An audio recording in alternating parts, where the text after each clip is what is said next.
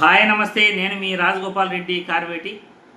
రాష్ట్రంలో కరెంటు ఛార్జీల మోతతో పేదవాడి నడ్డి విరుస్తున్న ఈ కూటమి ప్రభుత్వం ఎన్నికలలో వీళ్ళు ఏం హామీలు ఇచ్చారు, ఇప్పుడు ఏం చేస్తున్నారు అని నేను ఈ వీడియో ద్వారా కూటమి ప్రభుత్వాన్ని, చంద్రబాబు నాయుడు గారిని, పవన్ కళ్యాణ్ గారిని ప్రశ్నిస్తున్నాను.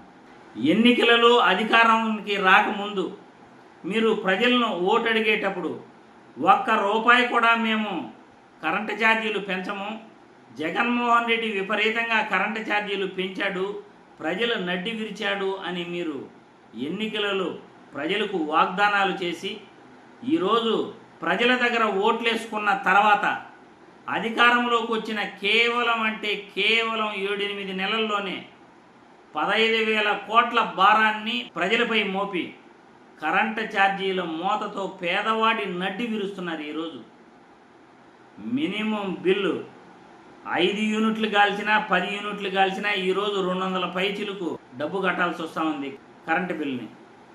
కేవలం గతంలో 200 రూపాయలు కరెంటు బిల్లు వచ్చే ఒక పేద కుటుంబం ఈరోజు 1200 నుండి 1300 రూపాయల కరెంటు బిల్లు కట్టాల్సిన పరిస్థితి ఏర్పడింది. ఎంత వ్యత్యాసమో చూడండి గత ప్రభుత్వానికి ఈ ప్రభుత్వానికి. 15,000 కోట్ల భారాన్ని ఈరోజు ప్రజలపై మోపిన కూటమి ప్రభుత్వం ఇచ్చిన ఎన్నికల హామీలను పూర్తిగా తుంగలోకి దొక్కేసింది. 1999 తర్వాత అధికారంలోకి వచ్చిన చంద్రబాబు నాయుడు ఆ రోజు ప్రజలు కరెంటు ఛార్జీలు పెంచేసి, కరెంటు ఛార్జీలను పెంచిన దానికి నిరసనగా కరెంటు రైతులకు ఇవ్వటం లేదని, రైతులు ఆత్మహత్యలు చేసుకుంటున్నారని ఆ రోజు ధర్నాలు చేస్తే గుర్రాలతో దొక్కించిన చంద్రబాబు నాయుడు గారు ఈరోజు కరెంటు ఛార్జీల మోతతో ప్రజల్ని మరోసారి మోసం చేశాడు అని ఈ వీడియో ద్వారా ప్రజలందరికీ కూడా తెలియజేస్తున్నాను. చంద్రబాబు నాయుడు గారు అధికారంలోకి వచ్చిన తర్వాత ఏ ఒక్క ఎన్నికల హామీ నెరవేర్చకపోయినప్పటికీ నేను కరెంటు ఛార్జీలు పెంచను అని చెప్పి ఈరోజు 15,000 కోట్ల భారాన్ని ప్రజలపై మోపి కరెంటు ఛార్జీలు ఈరోజు ఒక్కొక్క కుటుంబానికి మినిమం బిల్లు 200 వచ్చే వాళ్ళకి 1200, 1200కు వచ్చే వాళ్ళకి 3,000, 4,000 వస్తూ ఉంది. ఇంకా సమ్మర్ స్టార్ట్ అయింది.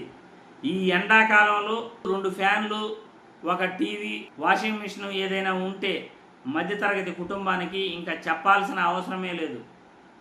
ఇంకా ఎండాకాలంలో కరెంటు బిల్లులు ఈ 2 నెలలు ఎంత వస్తాయో కూటమి ప్రభుత్వం ప్రజల్ని ఏ విధంగా మాయ చేసి మోసం చేసిందో ప్రజలందరికీ కూడా అర్థం కావాలి.